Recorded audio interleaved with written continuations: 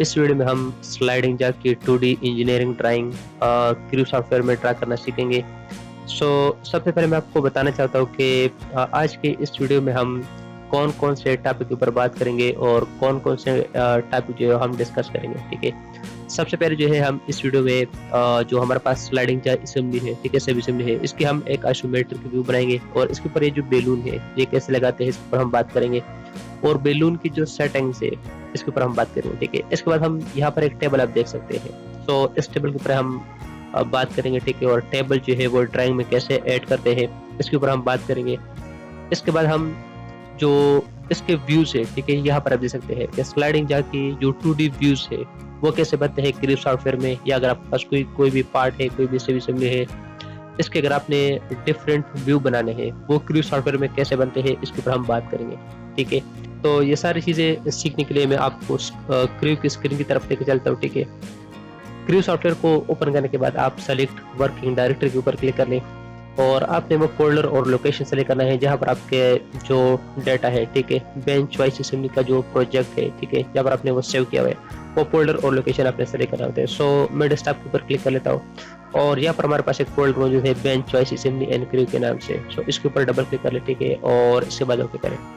इसके बाद ओपन कर ले और ओपन करने के बाद यहाँ पर आप देख सकते हैं कि बेंच वाइज असेंबली के सारे डाटा मौजूद है। ठीक है, इसके 11 पार्ट्स है, 3 से भी असेंबली है और इसके ऊपर मैकेनिज्म कैसे लगाते हैं, इनकी जितनी भी वीडियोस है, ठीक है, वो हमारे चैनल पर मौजूद है, एसीएस मैकेनिकल। आप हमारे चैनल विजिट करें और वहाँ पर आपको सारा कंटेंट मिल जाएगा।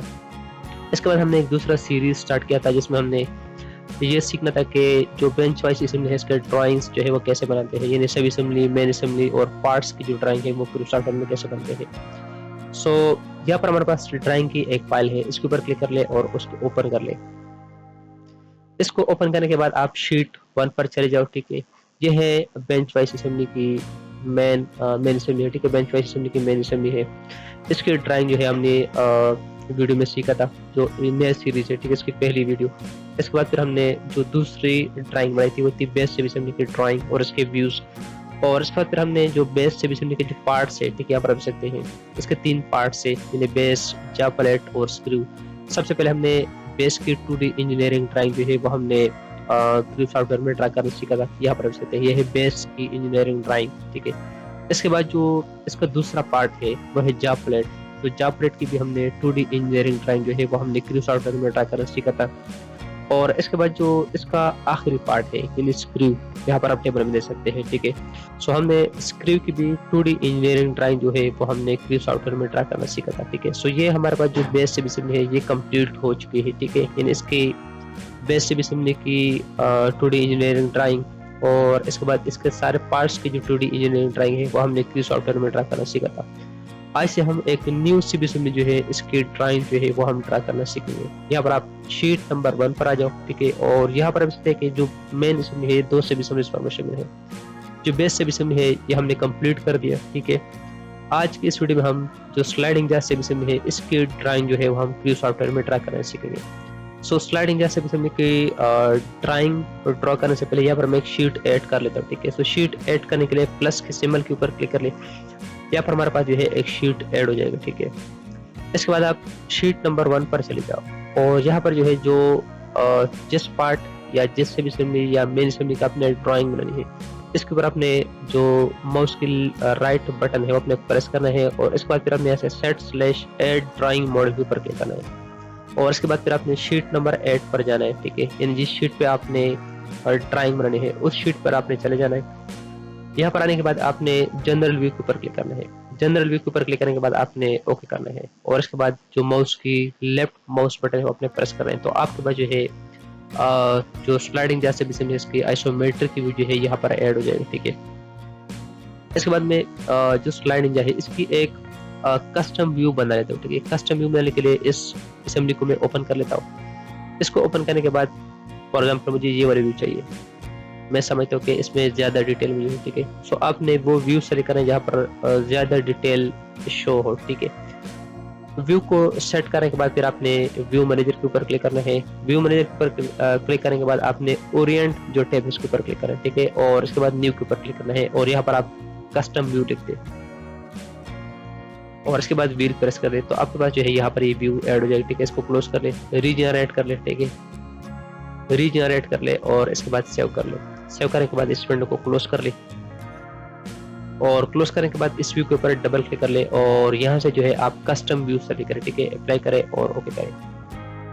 अब हम इसके ऊपर जो है सबसे पहले हम यहाँ पर एक टेबल ऐड करेंगे, उसके बाद हम इसके ऊपर बैलून लगाएंगे। ठीक है, सो टेबल ऐड करने के लिए टेबल जो टैब है इसके ऊपर क्लिक कर ले और यहाँ से आप सेलेक्ट कर ले टेबल फ्रॉम फाइल। ठीक है, डेस्कटॉप सेलेक्ट कर ले और इसके बाद जो टेबल की जो फोल्डर है, ठीक है, इसको सेलेक्ट कर ले और इसके अंदर दो टेबल मौजूद है, असेंबली टेबल और पार्ट टेबल। सो चूंकि हमारे पास ये असेंबली है तो यहाँ से आप असेंबली टेबल सेलेक्ट करें। ठीक है, असेंबली टेबल सेलेक्ट करने के बाद ओपन के ऊपर क्लिक कर ले और यहाँ पर जो है टेबल एडजस्ट कर ले।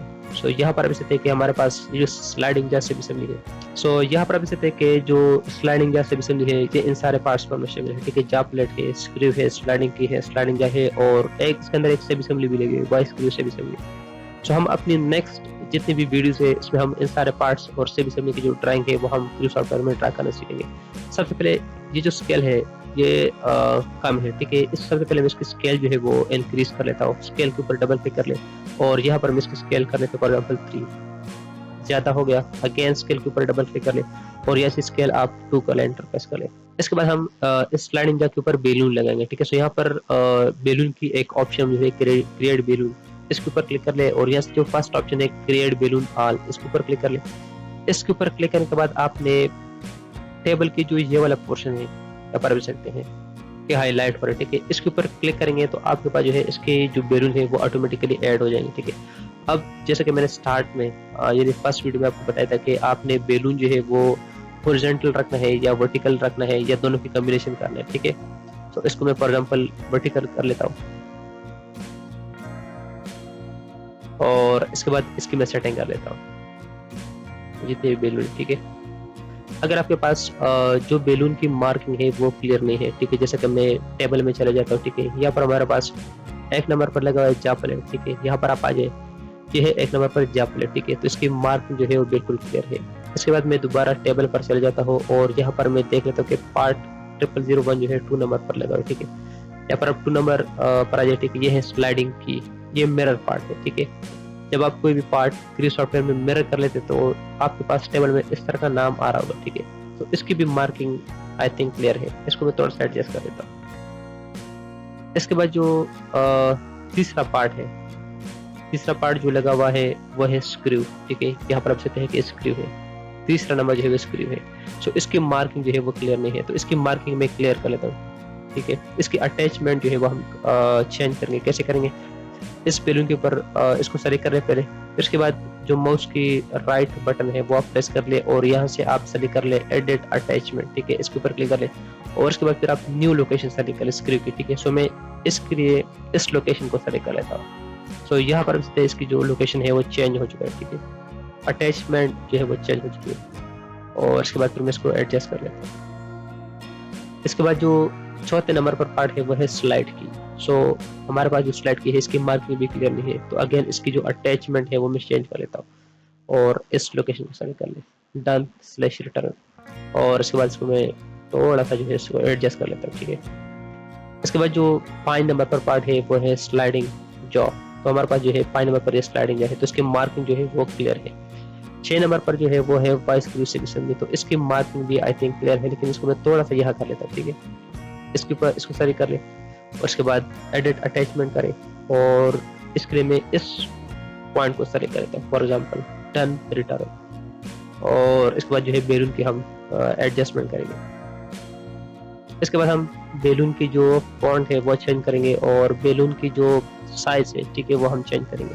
सो बैलून की फॉन्ट और साइज को चेंज करने के लिए सबसे पहले मैं इन सारे बैलून को सेलेक्ट कर लेता हूँ। ठीक है, बैलून को सेलेक्ट करने के बाद आप फॉर्मेट के ऊपर क्लिक कर ले और यहाँ से सबसे पहले आप इसकी फॉन्ट जो है वो आप चेंज करें। जैसे मैं सेलेक्ट करेगा एरियल WGL और इसका जो साइज है वो है 1.015। ठीक है, तो यहाँ पर मैं इसकी जो साइज है वो कर लेता हूँ 0.20, एंटर प्रेस कर ले, बल्कि इसको मैं कर लेता हूँ 0.25। ठीक है, एंटर प्रेस कर ले। तो यहाँ पर आप इसे देखिए जो बैलून है वो ज्यादा क्लियर हो चुका है। ठीक है, और जो फॉन्ट की साइज है वो भी इंक्रीज हो चुकी है। इसके बाद हम स्लाइडिंग जैक की 3 व्यूज बनाएंगे। ठीक है, नेक्स्ट शीट पे। सो स्लाइडिंग जार की डिफरेंट व्यू बनाने के लिए सबसे पहले आप यहाँ से एक शीट जो है वो आप ऐड कर ले। शीट ऐड करने के बाद आप लेआउट टैब के ऊपर क्लिक कर ले, ठीक है। और इसके बाद आप जनरल व्यू के ऊपर क्लिक कर ले और इसके बाद फिर आप ओके करें, ठीक है। और की जो लेफ्ट माउस बटन है वो आप प्रेस करें, ठीक है। तो यहाँ पर जो है स्लाइडिंग जार की जो सेमी है यहाँ पर आइसोमेट्रिक की व्यू ऐड हो जाएगा। इसके बाद यहाँ से हम इसकी जो व्यू टाइप है वो सेलेक्ट करेंगे, ठीक है। जैसा कि मैं इसको कर लेता हूँ, ये वाला व्यू जो है मैं सेलेक्ट करेंगे, ठीक है। अप्लाई करें और ओके करें। अब हम इन व्यू की मजीद व्यू बनाएंगे, ठीक है। कैसे बनाएंगे, यहाँ से आप प्रोजेक्शन व्यू सेलेक्ट कर ले और इसको सेलेक्ट करके इसको राइट साइड पर ले जाए, तो आपके पास जो है इसका एक और व्यू जो है यहाँ पर ऐड हो जाएगा, ठीक है। इसके बाद हम इस व्यू का जो है फ्रंट या कह लें कि टॉप व्यू बनाएंगे, ठीक है। कैसे बनाएंगे, जैसे आप प्रोजेक्शन व्यू सेलेक्ट कर ले और इसको सेलेक्ट करके इसको ऊपर की तरफ ले जाए, तो ये है हमारे पास इसकी फ्रंट व्यू, ठीक है। और इसके बाद इस इन व्यू की मैं एडजस्टमेंट कर लेता हूँ, ठीक है। इसको भी थोड़ा सा नीचे ले और इसके बाद इन सारे व्यूज को सेलेक्ट कर ले और इसके बाद जो माउस की राइट बटन है वो आप प्रेस कर ले और इसके बाद पेंसिल के ऊपर क्लिक करें जो प्रॉपर्टी है, ठीक है। यहाँ से आप सेलेक्ट कर ले वायर फ्रेम और यहाँ से ये जो ड्रॉप डाउन लिस्ट है इसको स्पेंड करके यहाँ से आप सॉलिड सेलेक्ट करें, ठीक है। अप्लाई करें और ओके करें। तो यहाँ से जो है आप इसकी जो ड्राइंग की जो लुक है वो आपको मिल जाएगा। और यहाँ पर जो है हम एक आइसोमेट्रिक व्यू भी ऐड करेंगे। कैसे करेंगे, जनरल व्यू के ऊपर क्लिक कर ले और उसको ओके करें, ठीक है। यह है एक्सप्लोडेड व्यू की सेटिंग्स, ठीक है। जब भी हम जनरल व्यू के ऊपर क्लिक करते हो हमारे पास जो है ये विंडो ओपन हो जाएगी। तो इसके ऊपर जो है हम बात करेंगे जब हम एक्सप्लोडेड व्यू बनाएंगे। इसको ओके करें और इसके बाद जो माउस की लेफ्ट माउस बटन है वो आप प्रेस कर ले और यहाँ से जो है आप कस्टम व्यू सेलेक्ट करें, ठीक है। अप्लाई करें और ओके करें। अब यहाँ पर हम एक टेबल ऐड करेंगे, ठीक है। सो टेबल ऐड करने के लिए आप टेबल टैब के ऊपर क्लिक कर ले और यहाँ से आप टेबल फ्रॉम फाइल सेलेक्ट कर ले और इसके बाद डेस्कटॉप सेलेक्ट कर ले और यहाँ पर एक फोल्डर मौजूद है टेबल, इसके ऊपर डबल क्लिक कर ले और इसके अंदर जो है पार्ट वाली जो टेबल है इसको अपने सेलेक्ट करें, ठीक है। इसको ओपन कर ले और यहाँ पर टेबल ऐड करें। सो हम हर एक वीडियो में इस टेबल के ऊपर बात करते हैं, ठीक है, कि ये क्या है, created by, check by, title जो है वो स्लाइडिंग जा है, प्रोजेक्ट या पर हम प्रोजेक्ट नाम जो है वो जो है टाइप करते हैं, ठीक है। जिसके हमारा जो है bench wise assembly and Q, यहाँ पर आपको जो भी प्रोजेक्ट है उसका नाम आपने यहाँ पर टाइप करना है, क्लाइंट नेम, बाकी चीज़ यहाँ पर देख ठीक है। स्केल जो है, स्केल अगर आपने यहाँ पर टाइप करना है तो स्केल आपको यहाँ पर मिलेगा, ठीक है। इसकी स्केल है 1, ठीक है। बाकी ड्राइंग नंबर अगर आप इसको असाइन करना चाहते तो आप यार इसको ड्राइंग नंबर भी असाइन कर सकते हैं, ठीक है। अब जो आखिरी काम रह गया है वो इस सभी के ऊपर जो इसकी लेंथ कितनी है, हाइट कितनी है, विड्थ कितनी है, यानी मोटी मोटी डायमेंशन हम इसके ऊपर जो है वो ऐड करेंगे, ठीक है। सो डायमेंशन ऐड करने के लिए आप एनोटेट के ऊपर क्लिक कर लें और इसके बाद डायमेंशन सेलेक्ट कर लें। सो सबसे पहले मैं यहाँ से स्टार्ट करता हूँ, ठीक है। यहाँ पर एक डायमेंशन ऐड करें, इसके बाद यहाँ पर मैं एक पर्टिकुलर डायमेंशन ऐड करता हूँ।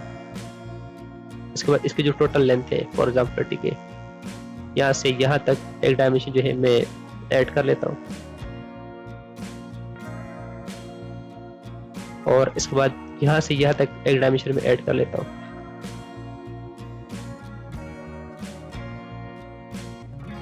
इसके बाद यहाँ पर मैं एक डायमेंशन ऐड कर लेता हूँ, ठीक है। और इसके बाद फॉर एग्जांपल मुझे यहाँ से यहाँ तक एक डायमेंशन रिक्वायर्ड है तो यहाँ एक डायमेंशन आप ऐड करें। इसके बाद यहाँ से यहाँ तक एक डायमेंशन चाहिए,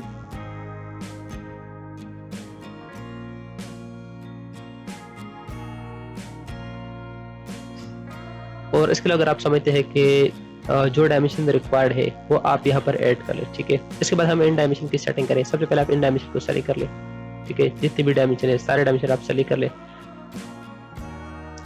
सारे डायमेंशन आप सेलेक्ट करें, ठीक है। टेबल आपने सेलेक्ट नहीं करें क्योंकि अगर आप टेबल सेलेक्ट करेंगे तो इसकी भी फॉन्ट की जो साइज है और जो स्टाइल है वो चेंज हो जाएगा, ठीक है। डायमेंशन सेलेक्ट करने के बाद आप फॉर्मेट के ऊपर क्लिक कर ले और यहाँ से आप फॉन्ट की जो ड्रॉप डाउन लिस्ट है उसको एक्सपेंड करें। यहाँ से आप सेलेक्ट कर ले एरियल WGL और यहाँ पर आप टाइप कर ले 0.20, एंटर प्रेस कर ले। अब हम इन डायमेंशन की जो डिस्प्ले स्टाइल है वो चेंज करेंगे। कैसे करेंगे, जैसे आप सबसे पहले आप जो डायमेंशन है वो आपने कंट्रोल के साथ एक सेलेक्ट कर रहे हैं, ठीक है। डायमेंशन सेलेक्ट करने के बाद आप यहाँ पर देखिए हमारे पास एक ऑप्शन है डिस्प्ले, इसको सेलेक्ट कर ले और यहाँ से आप सेलेक्ट कर ले parallel to and about leader, इसको सेलेक्ट कर ले। सो यहाँ पर अभी तक इसका जो डिस्प्ले स्टाइल है वो चेंज हो चुका है, ठीक है। सो ये है स्लाइडिंग जा सेमी के ड्राइंग।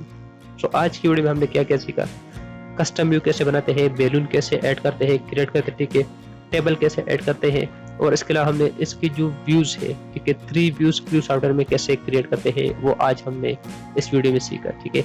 हम अपने नेक्स्ट वीडियो में जो स्लाइडिंग जा की सेमी है उसकी जो ड्राइंग्स है वो हम ड्रा करना स्टार्ट करेंगे, ठीक है। सबसे पहले हम यहाँ पर जो पहला पार्ट है, ठीक है, जा प्लेट, इसकी ड्राइंग जो है वो हम ड्रा करना सीखेंगे नेक्स्ट वीडियो में। और इसके बाद फिर ऑनवर्ड जो पार्ट्स है इसके हम 2D इंजीनियरिंग ड्राइंग जो है एक प्रोफेशनल तरीके से वो हम क्रू सॉफ्टवेयर में ड्रा करना सीखेंगे। तो आई होप कि इस वीडियो से आपको सीखने के लिए कुछ ना कुछ मिला होगा कि क्रू सॉफ्टवेयर में बैलून कैसे ऐड करते हैं, कस्टम व्यू कैसे बनाते हैं, टेबल ऐड कैसे करते हैं, डायमेंशनिंग कैसे करते हैं, डायमेंशन की जो सेटिंग है, फॉन्ट कैसे चेंज करते हैं, ये चीज़ें आपने सीखी होगी। तो चलिए इस प्रोजेक्ट के नेक्स्ट वीडियो के साथ मिलते हैं, तब तक के लिए अपना बहुत ख्याल रखिएगा, दुआओं में याद रखिएगा। अल्लाह हाफिज़।